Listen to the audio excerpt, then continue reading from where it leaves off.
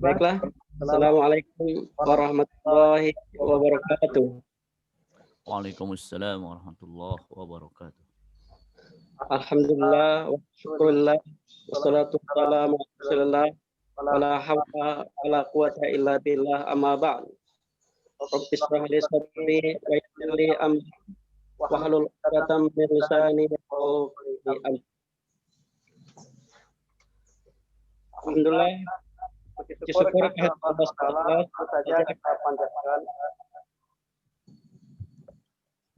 atas berbagai nikmat yang kita terima ya. Dan pagi ini kita masih diberi banyak sekali kenikmatan, diantaranya nikmat iman dan Islam, dan yang paling berharga saat ini adalah nikmat sehat walafiat insyaallah. Dan meminta seluruh selamat Allah dijaga dari ketertulan wabah yang sedang melanda di seluruh dunia ini, tentunya dengan disiplin dan protokol kesehatan.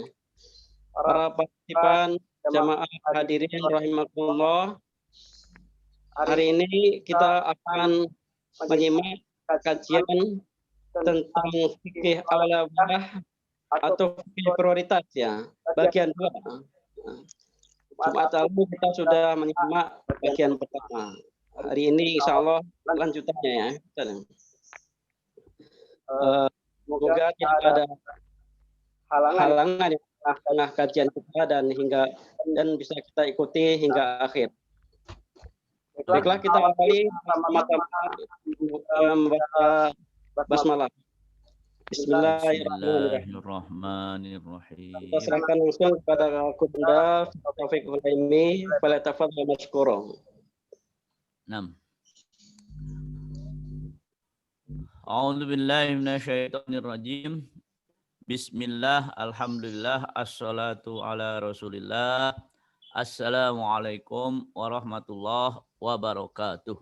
Waalaikumsalam warahmatullahi wabarakatuh. Pertama, alhamdulillahirrahmanirrahim wa bihi nasta'in ala umuri dunya waddin. Yang kedua, Allahumma sholli ala sayyidina Muhammad. Bapak-bapak dan ibu-ibu yang dirahmati Allah, hari ini insyaallah kita akan melanjutkan pembahasan tentang fikih prioritas. Hari ini insyaallah tentang lebih ke prakteknya ya, lebih ke contoh-contohnya. Prioritas dalam berbagai hal insyaallah. Jadi al-ma'ayir. Saya share sebuah slide fikih prioritas 2. Fikih prioritas 2.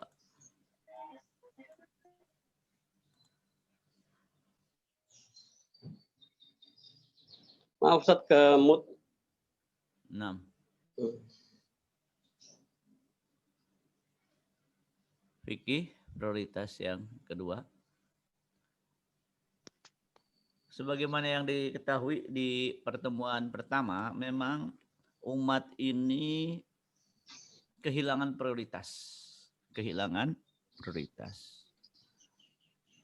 Walau alam, apakah memang umatnya ini yang tidak sadar atau ada pihak yang sengaja dengan ghazwul fikrinya membuat umat ini tidak sadar prioritas.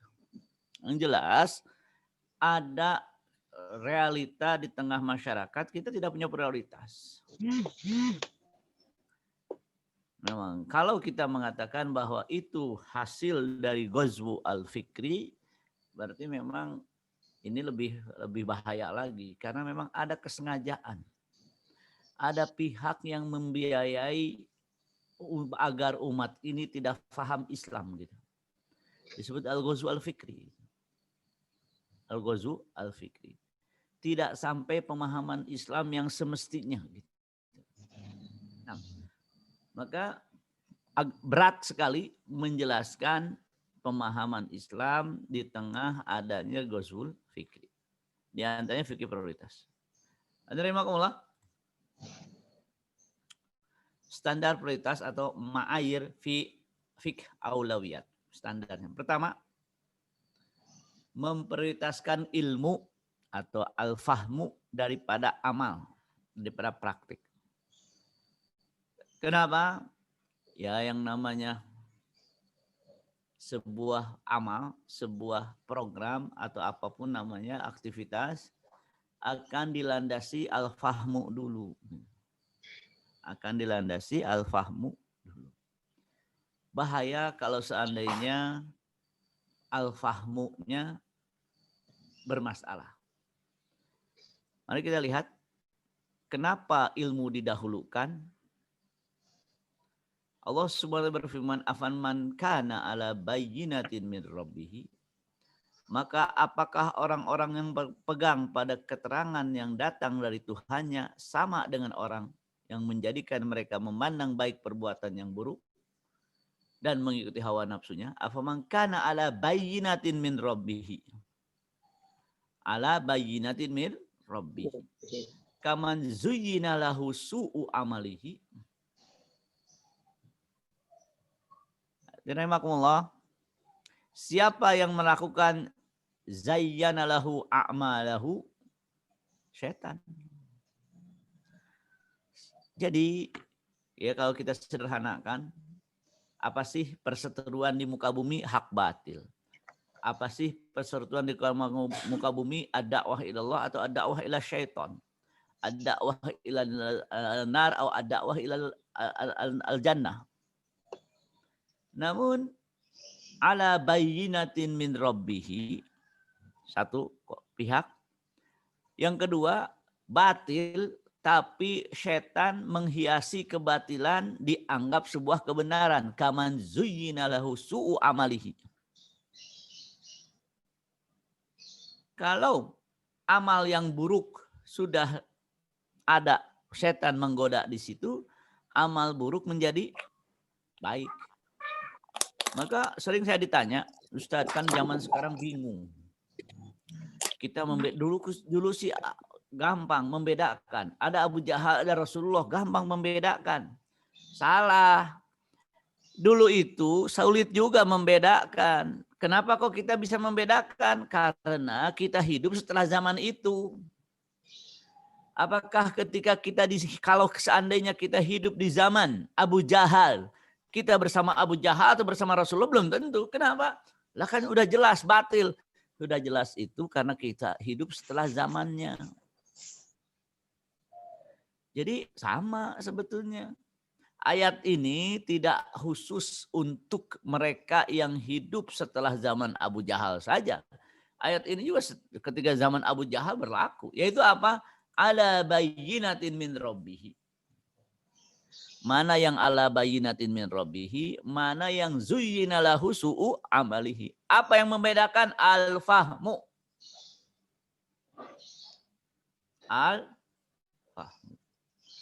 Jadi bapak-bapak dan ibu-ibu sekalian yang dirahmati Allah, maka nanti perbedaan pendapat dalam masalah qat'iyat tidak ada toleransi. Perbedaan pendapat dalam masalah dzanniyat ada toleransi. Gitu. Jadi ala bayyinatin min rabbihi. Beda dengan kaman zuyyina lahu su'u amalihi. Perbuatan buruk jadi dianggap benar. Nah, jadi memang semua ini ujian. Semua ujian. Jadi jangan sampai mengatakan dulu kan Musa dengan Firaun jelas. Iya jelas, kita yang hidup setelahnya. Makanya ada skenario yang sama. Yaitu apa? Hati kecilnya sebetulnya tahu nggak benar. Akan tetapi tetap diikuti. Kenapa? Karena kepentingan-kepentingan dunia. Emang Firaun nggak tahu bahwa itu batil? Tahu. Buktinya dia ngaku ketika Emang orang kafir nggak tahu itu batil? Tahu. Buktinya mereka ngaku juga kalau digiring ke neraka. Qalu alam ya'tikum nadhir. Dulu ada yang ngasih tahu nggak? Ada. Bala qad ja'ana nadhir fakadzabna wa qulna ma nazalallahu min syai'in antum illa fi dhalalin kabir. Wa qalu, mereka ngaku walau kunna nasma'u aw naqilu ma kunna fi ashabis sa'ir. Jadi ada yang ala bayyinatin min rabbihi, ada yang kaman zuyyina lahu su'u amalihi. Bagaimana ilmu kita yang membimbing kepada ala bayyinatin mir rabbihi. Ya di tengah Ghazwul Fikri kita menjadi apa? Menjadi lebih berat lagi ya. Nah. Kemudian ilmu membedakan antara shawab dan khoto dalam pendapat. Kalau shawab khoto mesti doniat ya. Sunnah dan bid'ah dalam ibadah jelas. Mana yang benar-benar bid'ah, mana yang sunnah, mana yang tidak dilakukan oleh Rasulullah tapi tidak bid'ah. Gitu. Sah dan tidak sahnya muamalat, halal dan haram dalam aktivitas, baik dan buruk dalam akhlak, halal dan haram yang sepakat ya. Diterima atau ditolak dalam pertimbangan, penting dalam dan lebih penting dalam agenda kerja. Maka ada nemakumullah, ini penting kita mendahulukan ilmu sebelum al-amal. Bahaya bekerja tanpa ilmu. Ini Umar bin Abdul Aziz mengatakan bekerja tanpa ilmu, daya rusaknya lebih banyak daripada perbaikannya. Kita bahwa sebagian kaum muslimin memiliki ketakwaan, keikhlasan, dan semangat ke-Islam yang tinggi. Yang disayangkan adalah kurang memahami maqasid dan hakikat ad-din. Yang pernah kita bahas ya di beberapa kesempatan yang sebelumnya. Pokoknya hukum, laksanakan. Nah, hukum kan ada maqasid yang harus tercapai. Semangat, maka saya kadang-kadang Tibbun Nabawi, Bakam, Habbatus Sauda dan yang lainnya. Saya kira silahkan, akan tetapi yang tidak boleh menganggap kedokteran atau ilmu kesehatan menjadi sebuah yang tidak sunnah. Itu yang jadi masalah. Akhirnya membuat umat ini terbelakang. Akhirnya kita butuh vaksin, nggak ada yang bisa. Kenapa? Emang para aktivis Tibbun Nabawi bisa? Nggak bisa juga. Dan yang menarik, yang namanya mencegah penyakit itu bukan dengan ilmu yang tidak pasti. Maksudnya tidak melalui studi percobaan. Kan kalau dalam ilmu medis jelas ya. Ujian pertama, kedua, ketiga, setelah dipastikan paling tidak menurut usaha manusia baru dipakai. Dan itu yang pencegahan dengan ilmu yang seperti itu, bukan dengan minum jamu. Iya sih, minum jamu. Cuman pasti nggak pasti. Ya nggak bisa. Hanya pelengkap boleh. Ada orang mengatakan gini, ternyata vaksin yang terhebat adalah baca Quran. Nggak boleh. Itu pelengkap saja. Kenapa? Karena yang namanya mencegah bahaya itu harus dengan ilmu yang berdasarkan tajribah, yaitu proses eksperimen. Gitu. Memenuhi kriteria al-akhdhu bil asbab. Jadi kadang-kadang subhanallah, semangat beragama, memposting. Ya antaranya vaksin terbaik adalah vaksin dari langit. Kita baca Al-Quran. Itu pelengkap silahkan. Tapi sebagai yang utama nggak boleh. Mengikuti aturan sebab makanya al-akhdhu bil asbab. Al-akhdhu bil asbab. Sebagaimana yang ada dalam surah Al-Kahfi yang ketika bercerita tentang Dzulqarnain.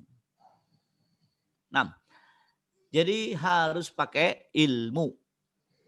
Ya, yang lebih ini lagi saya kadang-kadang akhirnya nanti ada lebih jelas lagi setelah ini. Kasus Khawarij ini masalah. Memerangi Ali. Kenapa mereka tidak mempertimbangkan jasa dan perjuangan Ali dalam memenangkan Islam, tidak melihat kedekatan beliau dari Rasulullah diperangi. Berarti makanya sekarang ada kelompok lawannya itu selalu dituduh Khawarij. Di mana salahnya Khawarij zaman dulu itu memang sebuah kelompok Khawarij disebutnya. Khawarij zaman sekarang oposisi. Akhirnya orang oposisi dibawa Khawarij. Kemudian hadis-hadis tentang Khawarij dituduhkan kepada oposisi. Saya bilang ini orang ngaco. Kenapa? Beda istilah Khawarij dulu dengan sekarang.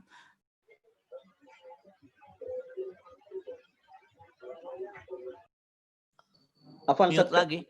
Ya. Nah, jadi ada beda kalimat Khawarij dulu dengan sekarang. Jangan nih. Itu juga saya kira bagian dari apa? Kekeliruan dalam ilmu. Yaitu apa? Istilah 14 abad yang dulu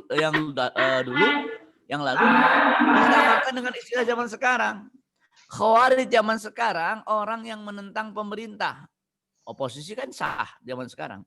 Dulu Khawarij maksudnya orang yang memerangi dan ingin menjatuhkan pemerintah.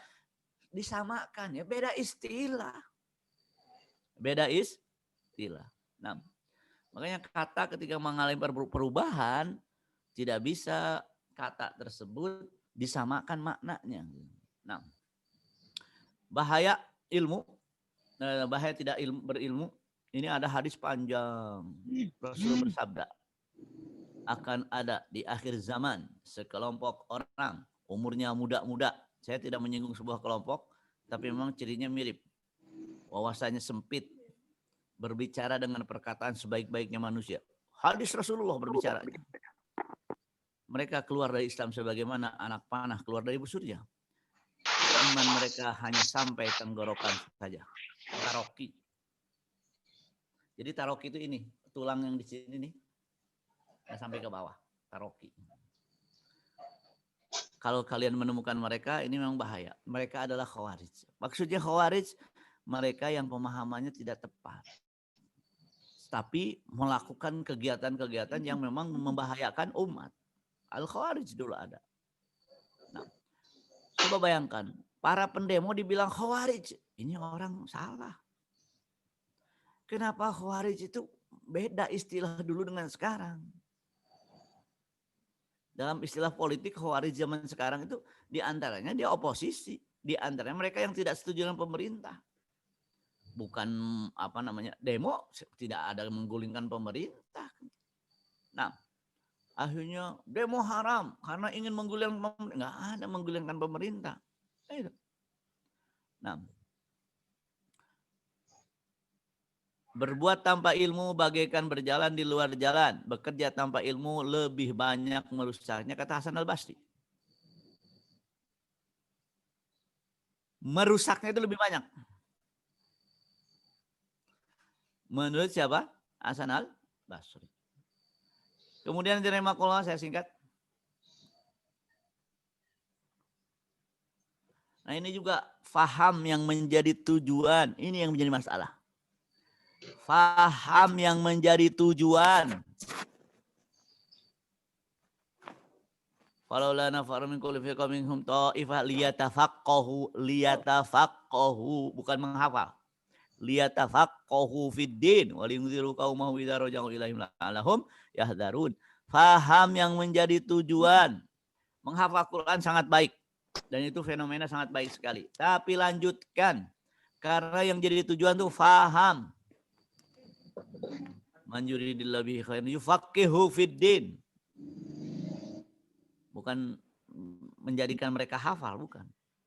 Kenapa? Karena banyak yang hafal juga nggak paham. Yang banyak lagi, banyak yang hafal, pemahamannya mengikuti keinginan penguasa. Masalah lagi.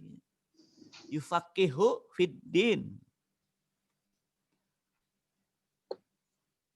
Anas ma'adin, kata Rasulullah. Yang namanya manusia itu ma'adin. Jadi kalau dulunya emas, sekarang emas. Yang dulu kuatnya tembaga, sekarang tembaga. Sebelum Islam emas, setelah masuk Islam emas juga. Kenapa? Idza faqihu, kalau mereka memahaminya. Jadi kalimat faham, faqihu di sini faham menjadi tujuan, bukan hanya sekedar hafalan. Subhanallah. Ada orang menasihati. Nasihat, kalau mau masuk surga, baca Yasin, masuk surga. Emang baca Yasin saja? Pahami, emang difahami saja? Amalkan. Yang lebih berat itu mengamalkan.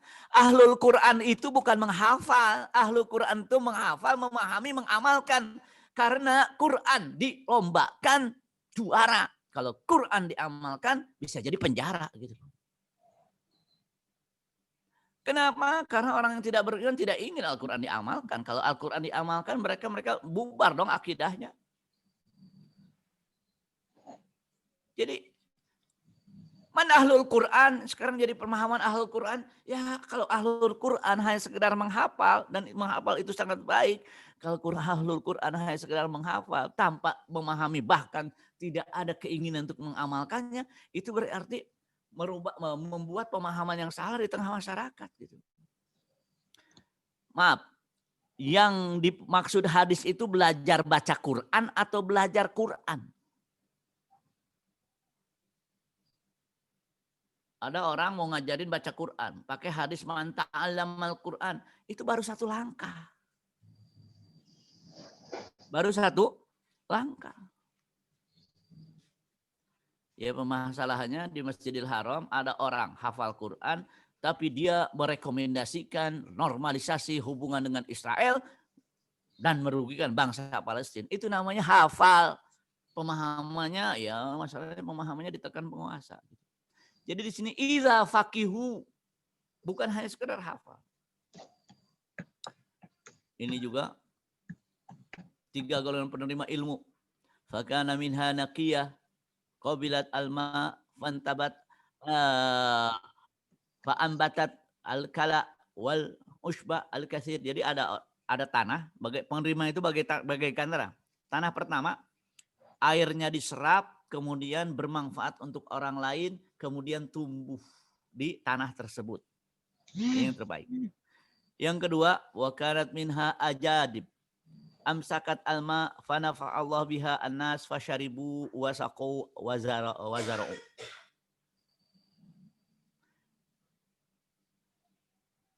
Jadi yang pertama hanya enggak menyimpan air, meresap, tumbuh, selesai. Ketika kering. Yang kedua menyimpan air. Bisa pada minum, bisa untuk bertanam. Yang ketiga,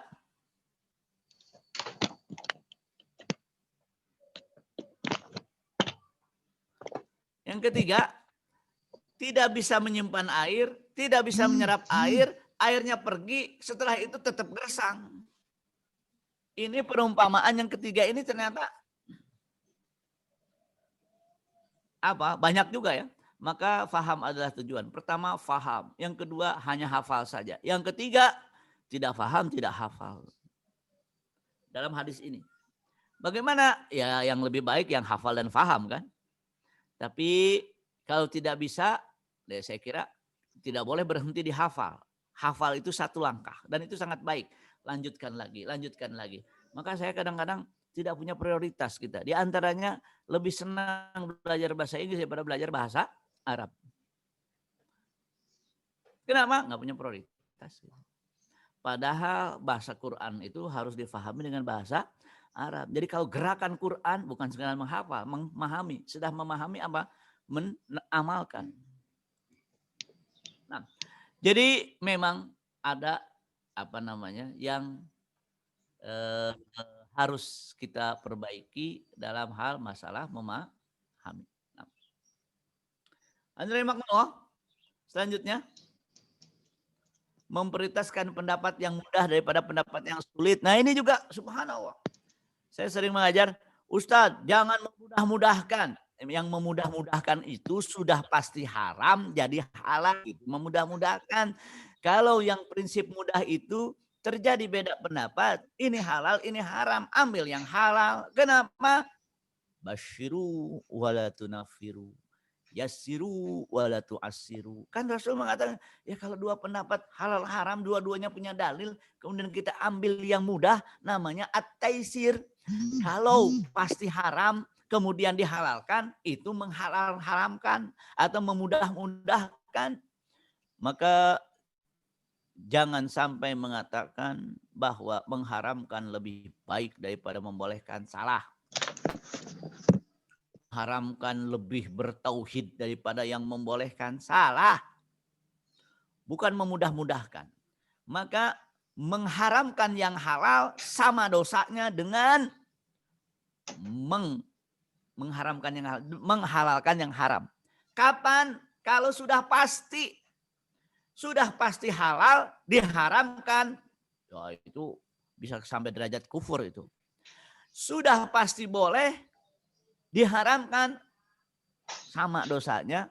Sudah pasti haram dihalalkan, sama dosanya.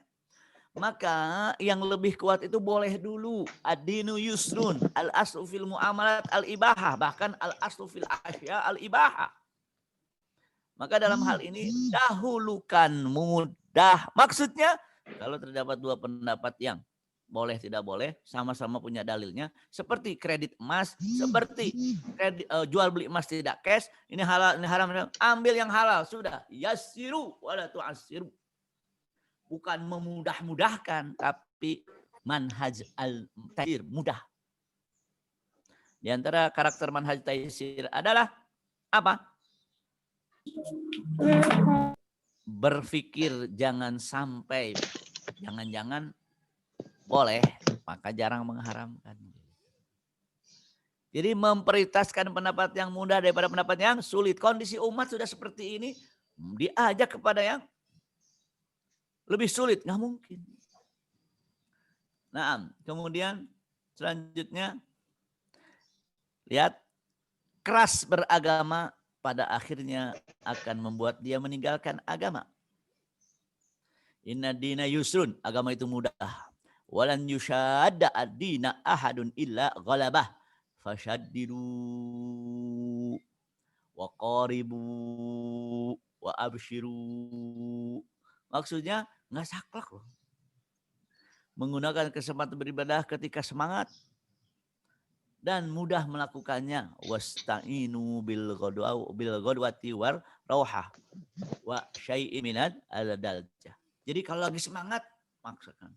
Kalau lagi ya, sesuai dengan apa namanya naik turunnya keimanan seseorang. Wa qaribu. Jadi enggak langsung, enggak berhaluan pokoknya harus begini. Pokoknya kalau enggak. Pokoknya harus ideal. Kalau enggak haram wajib. Kalau enggak wajib haram. Enggak, ada juga, ada sunnah, ada mubah dan ada makruh. Ad-dinu yusr. Kemudian rahimakumullah, di sini juga dalam skala prioritas memprioritaskan aktivitas yang berkelanjutan daripada aktivitas yang temporal. Maksudnya program dan aktivitas yang bisa dilakukan secara rutin itu lebih baik, lebih didahulukan daripada program besar tapi sesaat. Tilawah harian walaupun sedikit-sedikit asal asal istiqomah. Jangan sampai target banyak sehari 2 hari bubar. Kenapa? Dalam hadis disebutkan ahabul a'mal ilallah ta'ala adwamuha. Yang paling dawam walaupun sedikit wa in qala. Qala wa kanat Aisyah idza amilat al-amal lazimathu. Jadi walaupun sedikit tapi konsisten daripada besar cuma sehari 2 hari. Nah, ini dalam rangka apa? Prioritaskan hal-hal yang, tolong ada yang belum di-mute ini. Nah, sebelum disebut namanya. Nah, jadi juga sama yang seperti ini, yang namanya ya gini, yang namanya jiwa manusia cepat bosannya loh. Cepat bosannya. Maka yang sedih, yang daripada bombastis 2 hari 3 hari mati, sebulan 2 bulan selesai. Adwamuha. Kemudian rahimakumullah. Nah ini memprioritaskan amal yang lebih lama manfaatnya daripada apa? Yang sesaat. Istilah orang kita, memberi kail lebih baik daripada memberi ikan. Wakaf didahulukan dari umroh berkali-kali. Sering pernah saya sampaikan. Kenapa? Wakaf itu pahalanya langgeng, pahalanya apa? Terus-terusan daripada umroh sekali pulang bubar. Apalagi kalau umrohnya dengan tujuan daripada ke Hong Kong. Umrohnya apalagi selfie. Alhamdulillah, berkat doa semua saya dapat mencium Hajar Aswad. Itu sih ngasih tahu apa, halo assalamualaikum, saya orang soleh. Membiayai pendidikan dai lebih utama daripada saya sedekah ke yatim. Nah ini juga permasalahan. Sedekah ke yatim selesai begitu saja. Sedangkan mendidik atau membiayai para dai itu ngajarin Quran kita dapat. Dai itu memberi hidayah kita dapat. Dai kayak saya bilang nih lebih sulit cari dana untuk pendidikan dai daripada untuk yatim. Kalau yatim banyak. Padahal skala prioritasnya secara pahala pendidikan dai itu lebih luas. Dulu saya ketika di Jakarta, di An-Nuaimi Jakarta, bertemu dengan namanya Abdul Al-Muhalhal, orang Kuwait. Dia mengeluh, kita ini habis-habisan mempromosikan dai, tapi nggak ada yang biayain. Kalau yang namanya apa? Kalau yang namanya yatim, ternyata memang skala prioritasnya tidak dilihat. Sebelum ini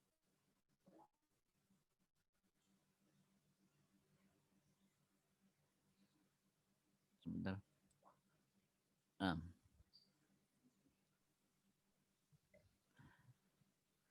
Pendidikan iman didahulukan. Lihat Allah berfirman sedekah jariyah ilmu yuntafa'u bihi awal sholihun yad'ula. Kadang-kadang mohon maaf. Kalau kursus piano dibayar. Tapi masalah iman ditinggalkan. Kursus piano manfaatnya apa setelah meninggal? Nggak ada. Waladun sholihun yad'ula nggak ada. Iman didahulukan. Kenapa? Anak kan bermanfaat karena amal soleh, bukan karena amal yang lainnya. Maka dahulukan. Kursus sepak bola. Gimana sih? Mendingan ajarin anaknya sampai benar ngajinya, sampai ngerti keimanan, sehingga dia anak soleh, mendoakan orang tuanya. Gitu. Kadang-kadang kita mendahulukan apa?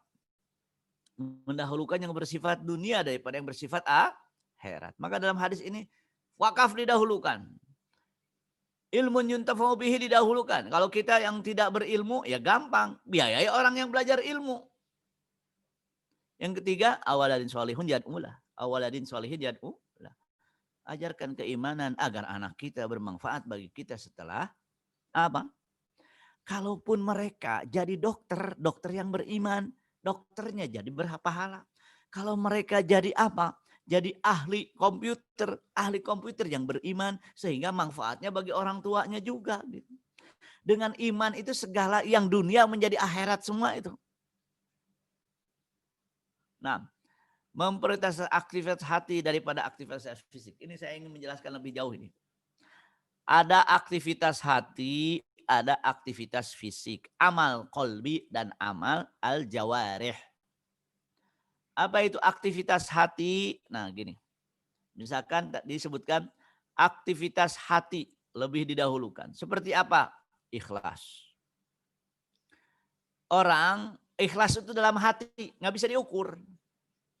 Zuhud, tawakal, syukur, ridho, muraqabah, khosyah, muhasabah. Itu amal hati semuanya. Kalau amal hatinya baik, amal fisik itu bernilai.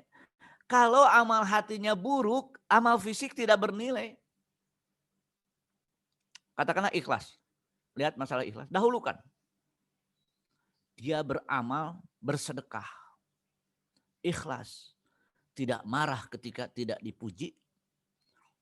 Dia bersedekah. Gak ada yang berterima kasih. Gak marah, orang saya ikhlas. Jadi ikhlas itu bukan direlakan. Bukan. Ikhlas itu artinya hanya Allah tujuannya. Jadi ini penting yang namanya amal hati dahulukan. Saya ingin gini. Ada kan ikhlas itu dalam hati. Ikhlas dalam hati pembuktiannya amal fisik. Jadi dalam Islam tidak ada amal hati, hanya amal hati. Amal hati itu dibuktikan dengan amal fisik. Dibuktikan dengan amal fisik. Jadi yang namanya amal hati tidak dihisab. Kapan dihisabnya? Kalau terbukti dengan amal fisik.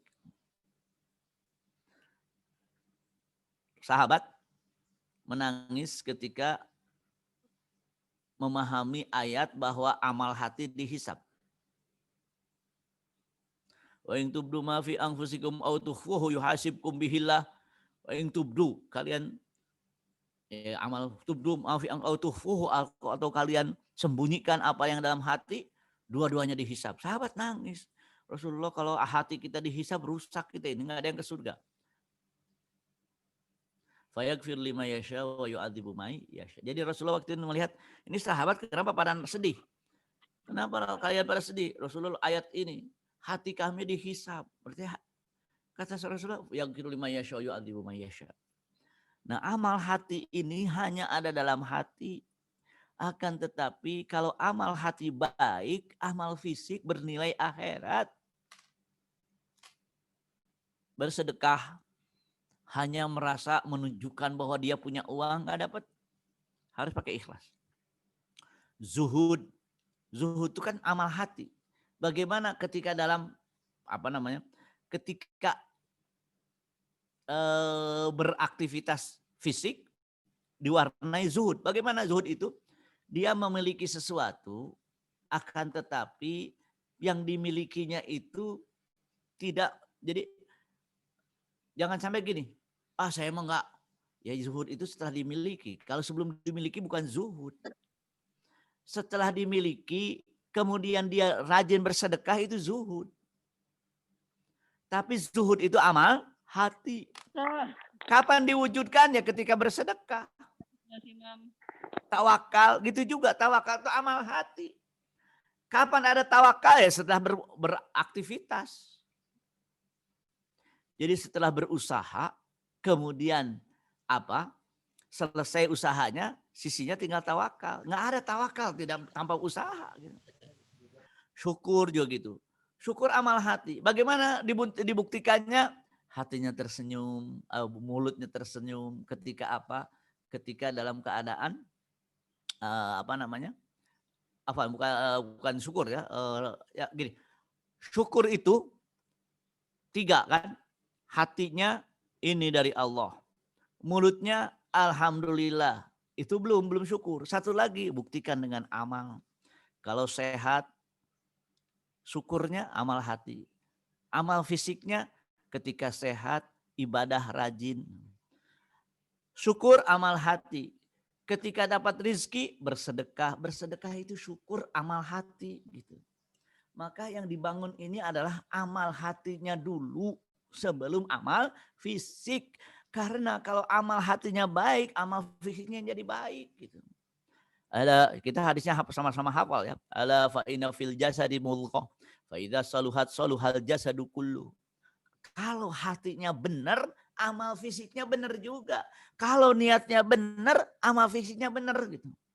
Kok orang ini tanpa lelah bekerja karena benar hatinya udah benar gitu.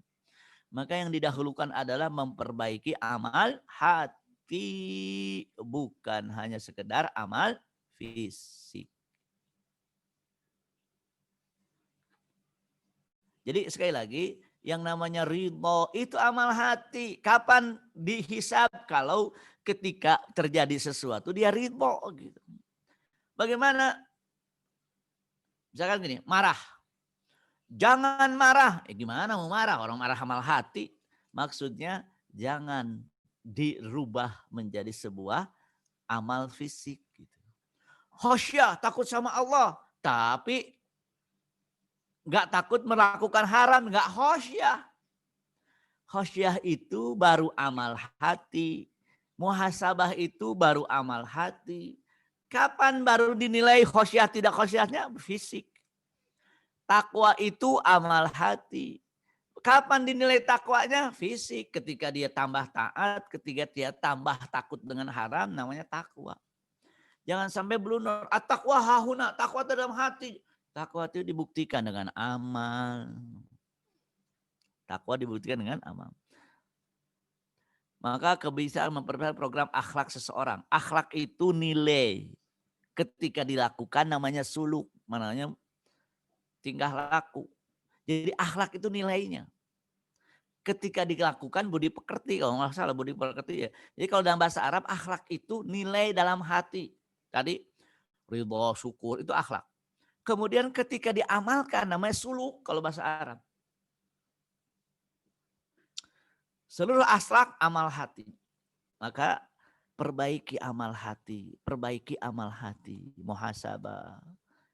Secara mungkin ya, bagi jamaah yang ingin mengikuti amal hati, saya ada sesi amal hati itu hari Sabtu ke-2 dan ke-4 ya. Dengan Bapak Dr. Askarya, beliau yang menjadi hostnya. Tapi yang dibahas diantaranya amal hati. Hari ini sudah sampai bab apa? Bab takwa. Bab takwa. Nah, masalah dengki, lihat. Kalau dengki amalnya jadi buruk. Kalau hasad amalnya jadi buruk. Kalau suudzon amalnya jadi buruk. Itu amal hati semua. Dan semuanya tidak dihisab kecuali kapan? Kalau dirubah menjadi amal fisik. Maka dahulukan amal hati, prioritaskan amal hati. Bahkan dalam kaidah sebutkan gini. Betapa banyak amal besar menjadi kecil karena permasalahan hati. Betapa banyak amal kecil jadi besar karena masalah hati, di antaranya niat. Nih, ya. Coba bayangkan seorang masuk surga gara-gara ada pohon tumbang. Kemudian diberesin supaya orang yang lewat tidak kesal. Supaya orang yang lewat nyaman. Subhanallah. Subhanallah. Bagaimana kalau kita nyapu depan rumah dengan niat apa? Supaya orang yang lewat nyaman lewat tempat ini berpahala. Bagaimana seorang anggota DPR mengadvokasi perbaikan sebuah jalan dengan tujuan agar rakyat lewat jalan tersebut nyaman, ya lebih besar lagi pahalanya. Makanya amal hati. Nah, jadi prioritaskanlah amal hati. Selanjutnya hadirin rahimakumullah.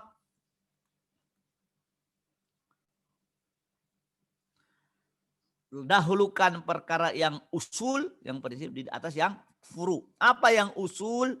Di antara prioritaskan al-iman. Tapi imannya bukan sekedar ucapan. Dalam iman jangan berbicara masalah asma wa sifat, itu enggak prinsip. Dalam iman prinsip itu apa? Ma'rifatullah, sampai tahu siapa Allah. Yang kedua tauhidullah. Di antaranya gak ada yang berperan di muka bumi kecuali Allah. Yang ketiga tanzihullah. Jangan pernah merasa bahwa Allah itu tidak mampu. Ini musuh kuat banget. Kayaknya gak bakalan menang. Itu sudah suudzon kepada Allah. Tidak tanzihullah. Tidak mensucikan Allah.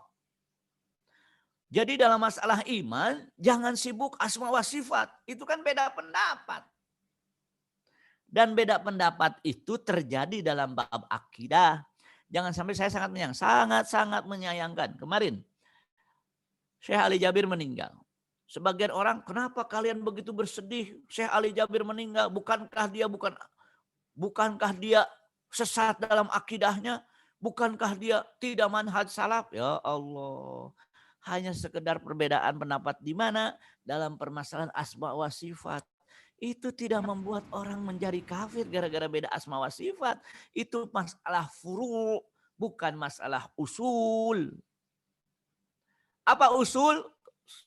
Saya lebih senang usul itu adalah sesuatu yang sudah pasti usul. Apa furu? Sesuatu yang tidak pasti. Dhoniyat itu furu, usul itu qat'iyat gitu. Salat wajib qat'iyat. Puasa wajib qat'iyat. Tata cara sholat yang detil-detilnya itu dhoniyat, itu furu. Gitu. Maka yang dipermasalahkan orang tidak sholat. Bukan yang dipermasalahkan orang beda tata cara sholat. Saya kadang-kadang khawatir.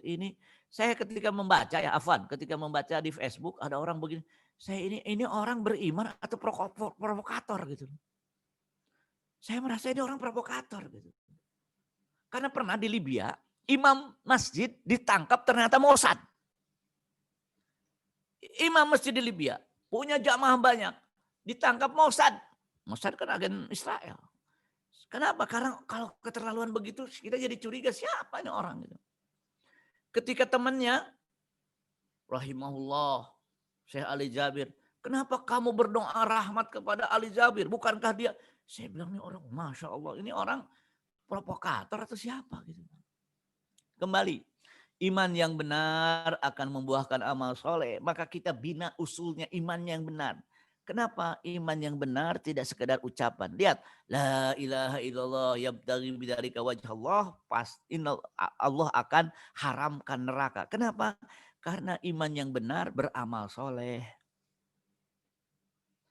La yadkhulun nar man qala la ilaha illallah, bukan mulut saja. La ilaha illallah, la ilaha illallah, la ilaha illallah. Zikir semalaman la ilaha illallah, tapi apa? Masih melakukan riba. Gimana la ilaha illallah? La ilaha illallah, tapi apa? Perjuangan Palestina dikhianati. Gimana la ilaha illallah? Makanya di sini adalah iman yang benar menghasilkan amal yang benar. Maka perhatikan al-usul sebelum al-furu'. Di antaranya masalah keimanan. Fahami keimanan. Jangan sama keimanan cukup diucapkan lisan. Tidak perlu dibuktikan dengan amal. Gimana? Mau dihisapnya gimana? Makanya mari kita tingkatkan keimanan. Bagaimana meningkatkan keimanan? Tambah percaya? Bukan tambah percaya. Meningkatkan keimanan adalah meningkatkan amal soleh. Amal soleh ada dua, melakukan dan meninggalkan. Kadang-kadang saya sering bermasalah dengan kalimat amal soleh. Sebutkan amal soleh. Saya bilang Rasulullah SAW itu sejak jadi nabi berseteru dengan kebatilan. Maka di antara amal soleh adalah berjuang melawan kebatilan. Zaman sekarang ada batil ditinggalkan. Tapi la ilaha illallah. Ini jadi masalah kan. Maka saya bilang sejak kapan tauhid tidak pengen berkuasa? Tauhid itu ingin berkuasa. Kenapa? Kalau tauhid tidak berkuasa ya menjadi masalah. Kenapa? Ditindas gitu loh. Wala tahinu wa tad'u ila salmi wa antumul a'launa. Wallahu wala yatirakum a'malakum. Jadi dalam keadaan lemah itu harus berusaha untuk berkuasa. Dengan cara yang benar. Ikuti aturan, tidak teroris. Kemudian tidak ya jelas tidak teroris. Ikuti aturan saja. Tapi tuntutan la ilaha illallah itu adalah menggenggam kemenangan gitu. Nah, dengan cara yang baik ya, bukan cara orang nongkrong di jalan Tamrin, di bom, gimana jihadnya nggak ada gitu.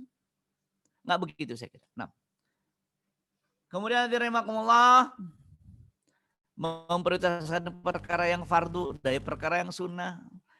Menghormati orang tua itu fardu. Jangan gara-gara beda tata cara sholat dengan orang tua menjadi tidak hormat orang tua. Itu kan masalah furu'.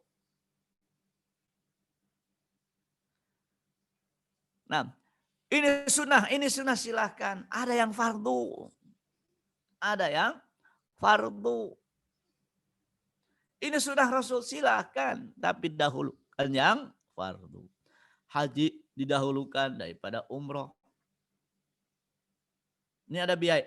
Biayanya cukup untuk haji. Biayanya kalau dipakai umroh, biaya haji berkurang. Haji. Teruskan untuk haji. Mendahulukan zakat mal daripada sedekah sunnah. Jadi ada kadang-kadang dalam posisi yang sudah sampai derajat fardu akan tetapi didahulukan yang sunnah. Tahajud silakan. Mana yang lebih baik? Rajin tahajud tapi rajin riba atau tidak riba tidak tahajud? Tidak riba tidak tahajud. Kalau bisa tahajud dan tidak riba gitu. Nah, jadi ada pernyataan misalnya orang ini tidak pakai jilbab tapi dia rajin tahajud. Pakai jilbab itu wajib, tahajud itu sunnah, ya yang wajib duluan. Aja ada pernyataan subhanallah, apa katanya? Jangan suudzon, dia memang nggak pakai jilbab, tapi mungkin rajin tahajud. Lah kan ada yang fardu, ada yang sunnah, pakai jilbab mah fardu gitu. Nah, memprioritaskan hak manusia daripada hak Allah.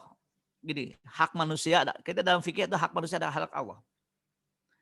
Lihat, membayar utang lebih diutamakan daripada bersedekah. Kenapa? Membayar utang itu wajib loh. Membayar utang itu hak manusia. Hak manusia. Dahulukan hak manusia. Yang lebih besar dosa, yang lebih berat dosa mana? Dosa dengan manusia. Karena nggak bisa dimaafkan kecuali yang bersangkutan memaafkan. Kalau dengan Allah, Allah lebih Rahman, lebih Rahim, lebih mudah memaafkan manusia. Menzolimi itu hak manusia loh. Menggibah itu hak manusia loh.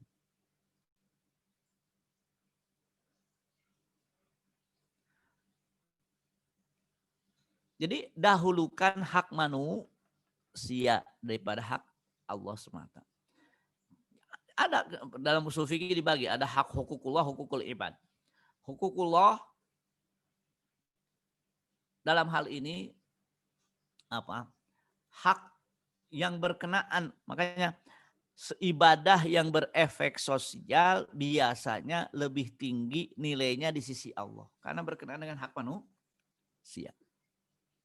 Nah, apalagi yang berkenaan dengan masalah harta. Hak Allah bisa misalkan anak orang tuanya meninggal, orang tuanya punya dosa berhubungan dengan hak Allah, anak bisa berdoa kepada Allah untuk dimaafkan. Tapi kalau bapaknya meninggal punya dosa dengan manusia, anaknya nggak bisa berdoa untuk dimaafkan kecuali menghubungi orang tersebut agar dimaafkan. Hak manusia.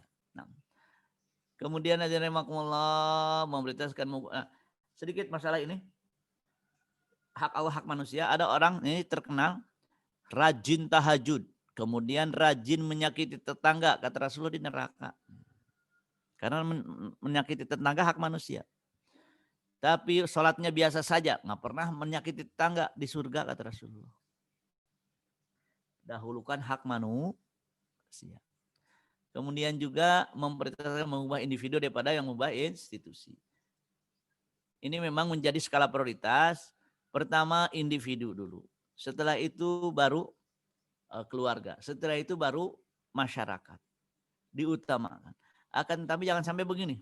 Nggak usah berpolitik. Kenapa? Kita rubah dulu individu. Baru sebetulnya berbarengan. Namun ada skala prioritasnya gitu. Bukan sekali prioritas dalam hal masalah waktu. Kita merubah mungkar dengan cara berdakwah dulu. Seperti Rasul berdakwah. Ya keburu habis. Makanya ada namanya maqasid. Nah, kemudian memprioritaskan kebutuhan daruriyat dari hajat. Jelas kalau ini daruriyat itu kalau nggak dilakukan mati. Daruriyat dahulukan. Hajat kalau bisa sepenuhi. Kalau tidak ya harus dipending. Nah, bagaimana dahulukan kesehatan daripada rekreasi misalkan. Kalau sekarang kan sedang musim jalan-jalan. Nah, terakhir membina fikroh, pemahaman lebih daripada pembangunan fisik. Kenapa? Karena kalau fikroh atau pemahaman sudah mendarah daging, apa namanya fisik mengikuti. Yang namanya fisik mengikuti. Jadi rahimakumullah sekali lagi. Ini terlihat sekali umat ini sangat miskin dengan skala prioritas. Sangat miskin. Dan kita harus mengembalikan umat ini kepada skala prioritas. Mana yang didahulukan? Kalau bisa dua-duanya silakan. Kalau nggak bisa ada. Makanya dalam kondisi tidak ideal itu ada yang didahulukan dan dibelakangkan. Ada yang didahulukan dan ada yang dibelakangkan. Jadi ya rahimakumullah, kalau misalkan kalau memilih amal soleh, mana yang pahalanya lebih besar? Mana yang pahalanya lebih besar? Saya kira ini yang bisa saya sampaikan pada kesempatan kali ini. Mudah-mudahan bisa saya sudah menyampaikan hak dari judul ini. Dan kalau ada pertanyaan silakan, mudah-mudahan bisa dijawab. Silakan. Jazakallah khairan Ustaz atas paparan fikih prioritas bagian 2. Apakah ini sudah selesai Ustaz? Saya kira sebenarnya panjang tapi saya cukup anggap cukup aja itu selesai. Oh, inti sarinya aja Ustaz ya? Ya, insyaallah. Ya, baik. Ini sudah ada beberapa pertanyaan melalui chat. Bagi yang ingin bertanya melalui lesan ya, secara lesan silahkan raise hand ya. nanti akan kita beri waktu. Mudah-mudahan Ustadz waktunya leluasa. Ya, Saya bacakan dulu pertanyaan pertama, Ustadz. Assalamualaikum, mau bertanya, menyeimbangkan amal hati dan amal fisik kadang susah. Semisal kita tidak siap ditempatkan di mana saja oleh pimpinan karena kita merasa kapasitas kita tidak seperti yang diinginkan atasan.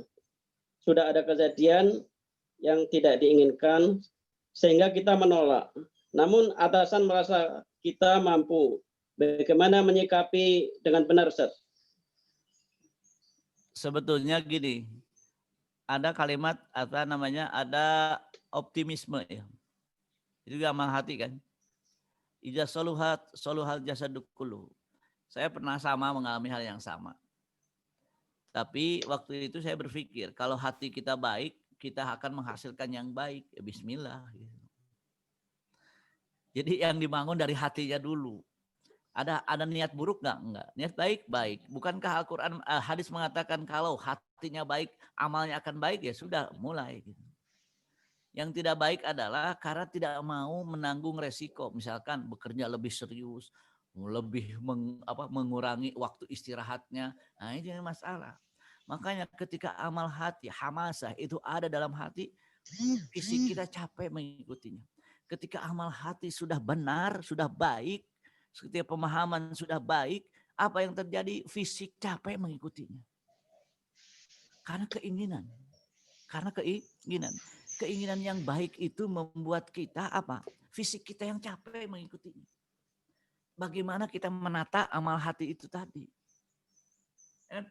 Bagaimana sederhananya gini, bagaimana kita menata hati ini ingin bahagia di akhirat? Sebenarnya sederhana saja. Karena itu begitu serius ada dalam diri kita, yang dilakukan fisik itu, akhirnya fisiknya yang kecapean. Oleh karena itu hadirin rahimakumullah, di sini memang penting sekali menata hati. Di sini yang harus ditata adalah masalah hatinya, jangan sampai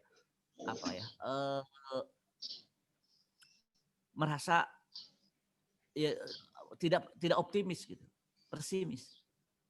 Seharusnya orang lain melihat kita mampu, buktikan gitu. Jadi kalau istilah orang gontor gini, jangan pernah berkata tidak bisa. Kan itu hamasah. Jangan berkata tidak bisa. Kalaupun untuk bisa harus persiapan 3 hari 3 malam, lakukan. Saya pernah punya mahasiswa, sama prinsipnya saya gitu kan. Dia diutus ke Boyolali. Ketika di Boyolali disuruh belajar fikih sunnah. Bingung dia. Ustadz ngajarnya seminggu sekali katanya. Saya persiapan 7 hari. Tapi yang terjadi kata dia, saya menguasai kitab fikih sunnah dan orang menyangka, wah Masya Allah, mantap. Padahal dia 7 hari persiapan untuk ngajar sehari. Masanya amal hati. Sejauh mana optimisme kita, sejauh mana semangat yang kita miliki gitu. Makanya istilah gontor ya, nggak ada perkataan tidak bisa. Jadi kalau di gontor, kamu jadi ini, bisa. Walaupun di belakang, waduh repot nih. Dalam hal mengajar. Ngajar bahasa Inggris, waduh paling nggak bisa bahasa Inggris. Ya sudah, seharian belajar sampai bisa. Gitu. Jadi sebetulnya semangat itu yang kita harus miliki. Amal hati itu yang membentuknya. Maka kalau kita niatnya baik, idza soluhat jasaduk kullu. Insya Allah kesannya baik juga. Jangan sampai saya nggak bisa. Nggak bisa selamanya sudah. Ada teman selalu mengatakan saya nggak bisa bahasa Arab. Bertahun-tahun di negeri Arab yang nggak bisa terus. Kenapa? Karena dia dijejali, nggak bisa. Amal hati sangat penting. Gitu ya. Jadi katakan saya bisa. Kenapa? Ya namanya apa ya? Allah Subhanahu Wa Taala kalau kita niatnya udah baik, mengatakan dalam hadis ya bukan? Kalau kita ini udah niatnya udah baik, sana baik insya Allah. Insya Allah. Mungkin ayatnya ini Ustaz, fattakullah wa yu'allimukumullah, gitu Ustaz ya. Karena ada yang kebalik juga Ustaz. Oh ya. Ada yang dibalik. Ya nggak mutlak begini sebetulnya. Nah, Jadi rasa optimisme itu harus kita miliki. Dilanjut pertanyaan berikutnya saat ini. Ini ada 3 pertanyaan dari satu orang, Ibu Dahlia. Saya bacakan satu-satu, karena temanya berbeda. Yang pertama, jika amalan hati tidak dihisap, apakah juga tidak tercatat dalam kitab catatan kita? Jika dibebaskan begitu, berarti kita dibebaskan untuk berpikir atau merasa apapun tanpa takut nanti ada akibatnya. Mohon jelaskan, Ustaz. Begini, dalam hadis disebutkan kalau seseorang berniat buruk, kemudian tidak diwujudkan, nggak ada apa-apa udah.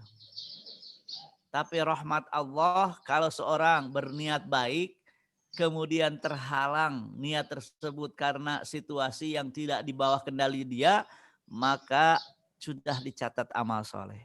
Beda. Makanya tadi sebetulnya kapan dihisab kalau dibuktikan. Misalkan gini, niat apa? Ini kayaknya sederhana. Saya misalkan, wah ini kalau duduk di jabatan itu nanti saya akan begini. Itu belum dicatat.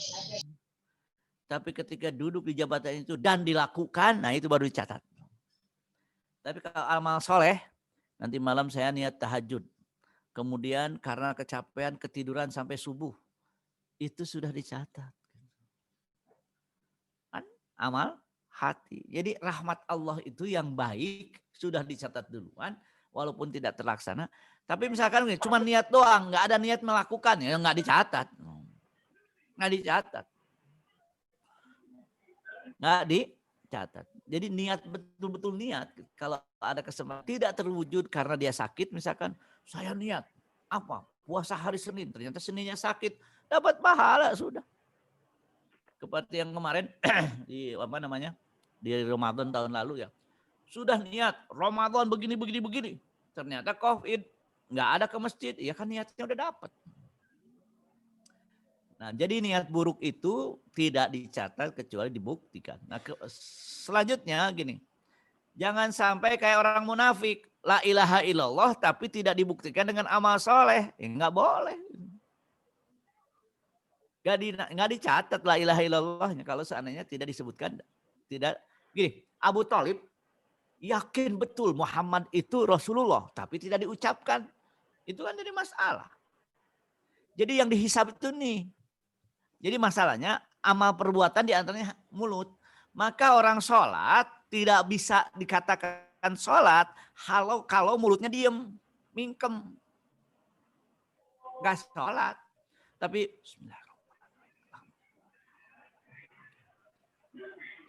ini dihisab. Makanya yang namanya bacaan itu terdengar sedikit oleh telinga. Itu udah amal fisik. Gitu. Sudah amal fisik. Misalkan gini, orang ini hitam banget, belum dihisab. Kemudian ketika lewat, alah hitam loh, kena. Jadi kan gini, kadang-kadang gini misalkan, pendek amat deh orang misalkan. Kalau masih di mulut, nggak di hati nggak, tapi kalau diucapkan, maka jangan diucapkan. Diucapkan itu bahaya gitu. Yang namanya hati kan kalau nggak dibina menjadi jelek semua. Ini orang gemuk banget, diem. Ini orang tinggi banget. Kita ini kadang-kadang salah, tinggi salah, kurus salah, ini salah. Padahal semuanya adalah kembali kepada ciptaan Allah. Nggak usah kita ini. Makanya. Jadi gitu ya. Mulut ini sudah amal hati. Ya namanya kita kadang-kadang mobil warna merah. Merah amat tuh mobil. Diem nggak usah diucapkan. Pas ketemu orang diucapkan jadi gitu. Suudzon misalkan. Sama amal hati. Jangan dibuktikan. Maka kata Rasulullah, la taghdab. Gimana Rasulullah? Yang namanya marah kan nggak bisa dikendalikan. Fala tuhaqqiq. Jangan dibangun amal di atas marah. Gitu. Marah, diem, duduk. Sehingga tidak ada amal di atas marah. Marah, piring dilempar, itu dihisab itu. Itu. Nah, Tapi marah, akhirnya sedekah 20 juta. Boleh kalau itu. Gitu ya. Jadi lisan itu amal fisik. Silakan yang lain. Pertanyaan kedua, Ustaz. Ada pendapat dalam melaksanakan ibadah kita perlu dipaksa. Bagaimana pendapat Ustaz? Namanya mujahadah. Mujahadah. Jadi sebetulnya kita perlu fikih setan. Apapun yang membuat kita tidak mau melakukannya, katakan setan gitu. Itu fikih setan. Saya bikin fikih setan. Fikih jin. Jadi seluruh bisikan tidak melakukan baik namanya setan. Maka mujahadah, maka dipaksa. Mujahadah itu memang ada dalam hati, kemudian dilakukan dalam fisik. Mujahadah. Dalam mujahadah mengikop diri boleh kan? Ya betul, mujahadah.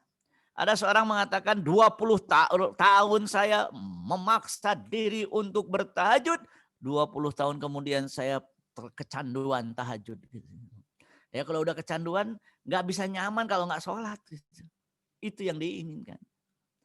Nah tadi saya lupa masalah Abu Thalib. Abu Thalib itu kenapa? Karena mulutnya tidak mengucapkan. Coba kalau mengucapkan di surga. Kenapa? Kata Rasulullah, ucapkan la ilaha illallah Muhammad Rasulullah. Nanti saya yang urusannya sisa urusannya urusan saya. Enggak juga, ya sudah.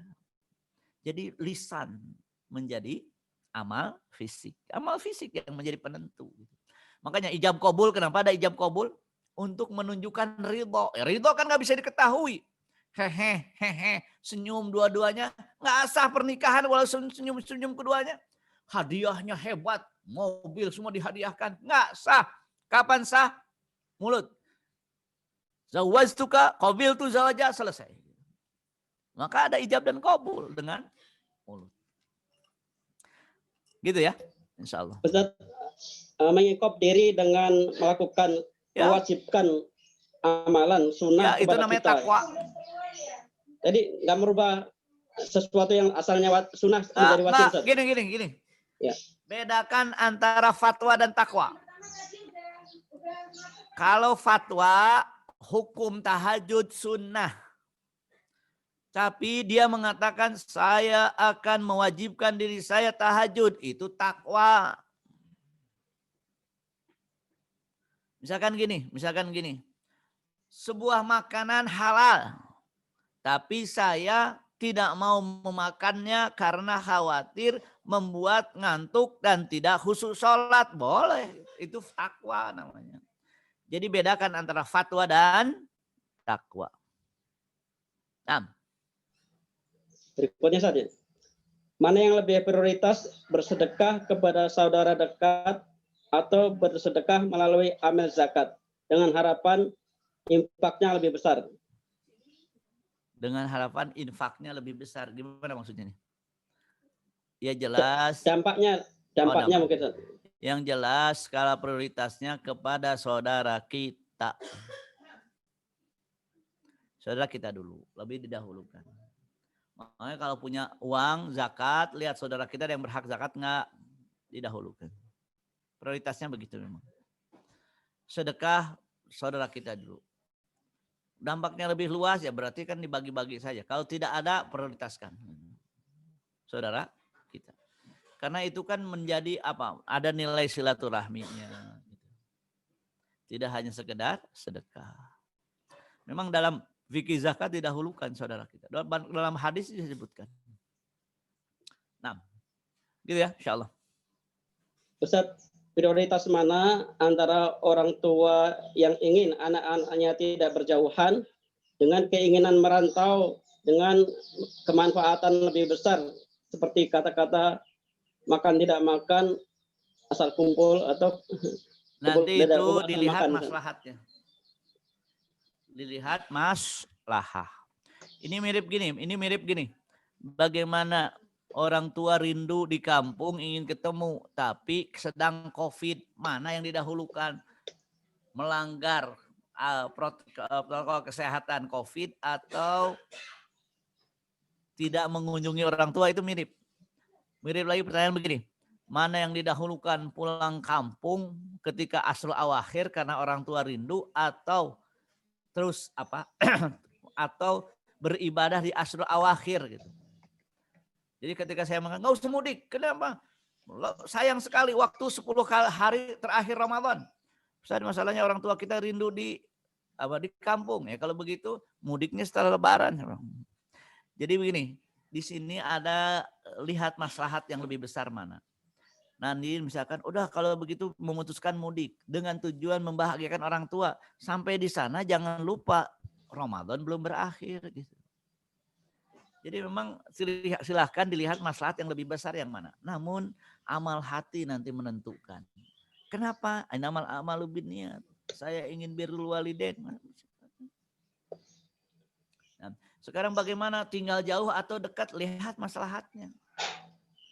Lihat maslahatnya. Maslahat yang lebih luas. Nah, jadi tidak sekedar birrul walidain. Tapi kalau orang tua mengatakan kamu tidak boleh jauh dari saya, tawakal Allah, jangan jauh dari orang tua. Karena apa? Karena taat kepada orang tua didahulukan. Selama tidak maksiat. Selama tidak maksiat. Misalkan kata orang tua, saya tidak mau kamu jadi apa? Kamu jadi profesi tertentu. Ini gimana? Sudah bahagiakan orang tua. Karena orang tua didahulukan. Silakan tadi ada yang raise hand, Bu Dede Sriatun ya. Enggak, ini Pak Ali Muhammad dulu. Silakan Pak Ali. Ya. Silakan di-unmute Pak Ali. Mana orangnya? Ya, tafadhol. Ya, benar. Sudah dengar, Pak? Ya, udah Pak, mendengar Pak Ali. Ya Pak Ali, silakan. Ya, Assalamualaikum Ustaz. Waalaikumsalam warahmatullahi wabarakatuh. Saya Ali Muhammad di Jakarta, tinggal di Jakarta. Barakallahu. Menarik sekali Ustaz mengenai kajian memprioritaskan prioritas ini karena jarang sekali di kajian-kajian dibahas masalah ini. Luar biasa ya. Barakallahu. Ya, insyaallah. Mudah-mudahan bisa menginspirasi ulama-ulama lain mengajarkan ini Ustaz. Barakallahu. Ya. Ada satu pertanyaan mengenai si iblis, Ustaz. Iblis ini hamba Allah yang beriman. Dia bahkan berdialog dengan Allah, tapi tetap dianggap kafir, Ustaz. Berarti ada prioritas yang tidak dipenuhi oleh iblis ini, Ustaz. Nah. Ya, kira-kira apa, Ustaz, prioritasnya? Begini. Ya. Saya memang ada ya dalam slide itu fikih jin. Iblis. Siapa iblis? Jadi gini, dulu dunia itu diisi jin. Dunia diisi jin, kerjanya perang terus, saling bunuh. Makanya ketika Allah akan membuat manusia untuk tinggal di bumi, kata malaikat protes. Yang dulu aja saling bunuh, nanti yang sama juga kata malaikat kan. Ini jahilun fil ardi khalifah qalu atajalu fiha may yufsidu fa yasfiku dima nahnu nusabbihu disulakan. Kata Allah, saya lebih tahu apa yang dari kalian kan. Jadi dulu dunia ini diisi jin. Yang paling soleh namanya Azazil. Azazil ini setelah membangkang jadi setan, jadi iblis itulah. Nama aslinya Azazil. Nah, yang menarik adalah jadi iblis itu mantan jin soleh. Saking solehnya disuruh masuk surga. Bebas di surga gitu. Permasalahannya apa? Permasalahannya setan ini ketika membangkang tidak mau istighfar. Adam salah, iblis salah. Bedanya apa? Adam setelah salah minta maaf. Iblis setelah salah nggak mau minta maaf. Coba kalau iblis minta maaf, aman kita ini. Jadi malaikat semua kita. Jadi memang dalam masalahnya di mana sih iblis ini ternyata lebih mendahulukan kepuasan dirinya sendiri daripada taat Allah. Pokoknya nggak mau saya. Jadi yang namanya mengikuti hawa nafsu ketika diprioritaskan pasti kesananya tidak taat Allah gitu. Nah, jadi apa sih yang tidak diprioritaskan? Coba dia mau saja tunduk dengan perintah Allah. Secara sederhana, apa sih masalah manusia? sebetulnya manusia tidak mau memprioritaskan tunduk kepada Allah. Yang terjadi tunduk kepada hawa nafsunya. Siapa yang yang menggoda hawa nafsu? Setan. Karena setan itu tidak punya kemampuan untuk membuat manusia melakukan sesuatu. Kemampuan setan itu hanya untuk menggoda. Jadi ketika digoda, manusia yang melakukan, maka dihisab dia itu. Jadi kata setan adalah fala talumuni walumu anfusakum. Jangan salahkan saya, salahkan kalian kenapa mau. Jadi keputusan maunya itu siapa? Manusia sebetulnya. Tidak memprioritaskan Allah. Gitu Pak Ali Muhammad? Ya, baik. Paham tuh. Nah, barakallahu fikum. Cukup Pak Ali? Iya, cukup. Jadi ini sedikit masalah setan ya. Kalau makanya tadi sebetulnya ada prioritas yang lebih luas lagi. Prioritas yang lebih luas itu bukan pendidikan akhlak. Pendidikan bahaya setan. Sehebat apapun akhlaknya, kalau udah digoda setan hancur. Bukankah seorang barsisoh yang ibadahnya hebat, tapi digoda setan habis ke neraka ujung-ujungnya. Bukankah Nahar ar-Rohal al-Unfuanin ketika Quran di Madinah, dan dia didai di Bani Hanifah, digoda setan justru orang murtad di tangannya. Jadi kalau godaan hawa nafsu itu cuma satu. Min syururi anfusina wa sayyiati amalia cuma satu. Tapi hadis ayat tentang godaan setan begitu banyak. Kenapa ahli pendidikan tidak memprioritaskan dari godaan setan? Di antaranya ajarkan kita dan anak kita. Kenapa saya bilang kita dan anak kita? Kadang-kadang kita itu senang anak kita doa pendek hafal, kitanya nggak hafal. Kita dan anak kita menghafal doa-doa tersebut karena itu adalah perlindungan kita dari setan. Dalam hadis disebutkan ketika masuk rumah tidak baca bismillah, setan ikut masuk. Ketika keluar rumah kita nggak bismillah, setan bisa buka rumah itu, bisa masuk ke rumah tersebut. Ketika kita tidak ada, maka doa-doa pendek itu melindungi. Ajari anak kita tentang bahaya setan itu sendiri. Nanti dalam fikih jin itu ada 4 sesi itu. Insya Allah nanti kita bahas ya. Insya Allah. Menarik. Gitu Pak Ali ya. Jazakallah Pak Ali. Ya. Jika ada lagi yang mau bertanya secara lesan, adakah? Jika tidak ada, saya kira cukup Ustaz ya. Ada pertanyaan menarik Ustaz ini. Oh, boleh. Ada orang meninggal tapi jarang sholat, nggak pernah sholat. Begini, sebagai hukuman sosial, orang munafik itu boleh tidak disolatkan. Maka kan fardu kifayah cukup 2 orang gitu. Jadi orang mukmin nggak pernah sholat, sholatkan 2 orang sebagai kewajiban gugur fardu kifayah. Yang lainnya mendingan nggak usah. Ini nggak usah. Makanya Umar bin Khattab itu kalau mau nyolatkan niat dulu. Ada Hudzaifah mah. Kalau ada Hudzaifah dia sholatkan. Kenapa? Kalau nggak ada Hudzaifah jangan-jangan orang munafik. Jadi dulu ada ya, kami tidak menyolatkan munafik, benar. Tapi kami tidak menyolatkan si A, jangan. Jadi gini, kalau ada orang tidak pernah sholat, kemudian kita di grup di WA, jangan sholatin. Dia nggak pernah sholat, nggak boleh. Tapi kalau semua tahu dia nggak pernah sholat dan tanpa kesepakatan nggak ada yang nyolatin, ya itu nasib yang meninggal itu. Apa prinsipnya? Yang namanya mendoakan orang meninggal itu kita doakan masuk surga. Sedangkan yang meninggalnya nggak pengen masuk surga, ya gimana mau masuk surga? Yang meninggalnya nggak mau masuk surga, buktinya ya nggak mau sholat. Jadi nggak ada orang saya nggak mau surga. Kalau sekarang ada ya orang nggak mau masuk surga, ada.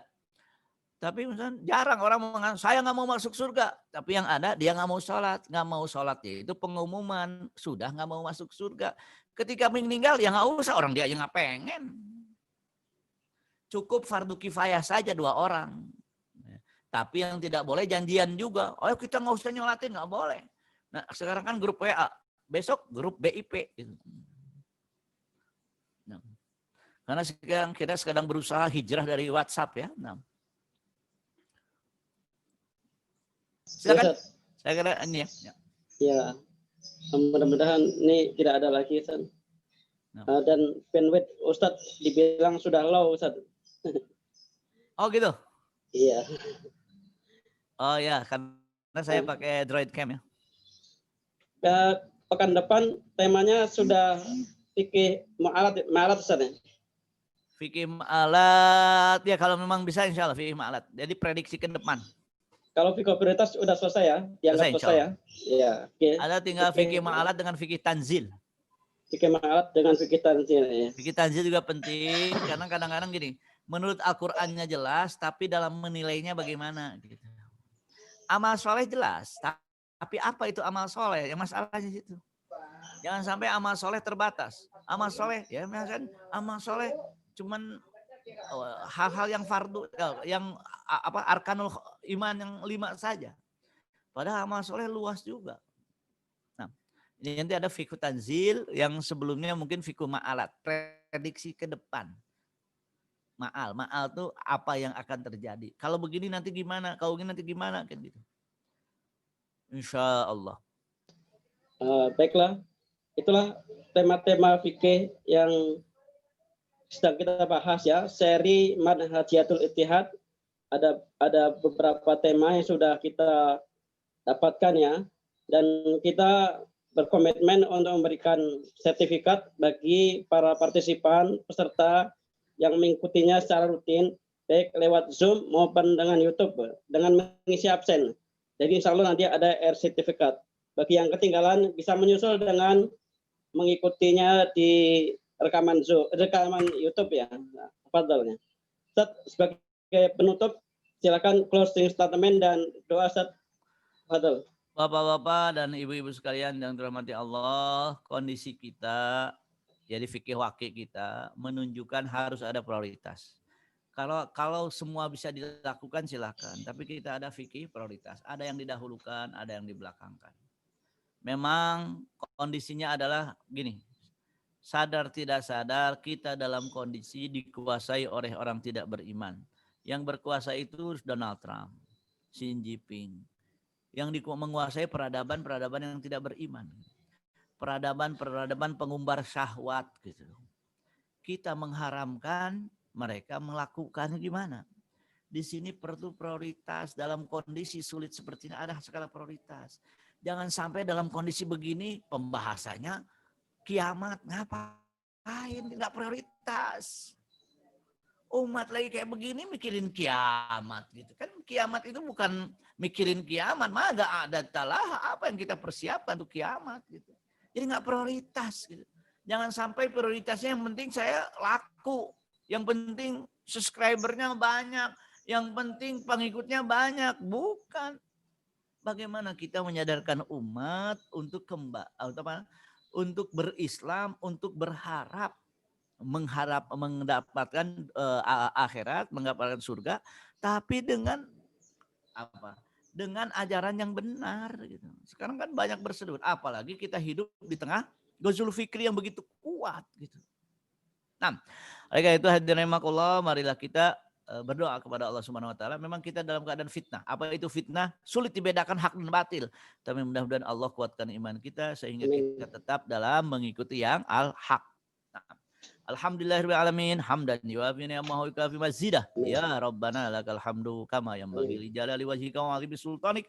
Allahumma shalli ala sayyidina Muhammadin wa ala ali sayyidina Muhammad.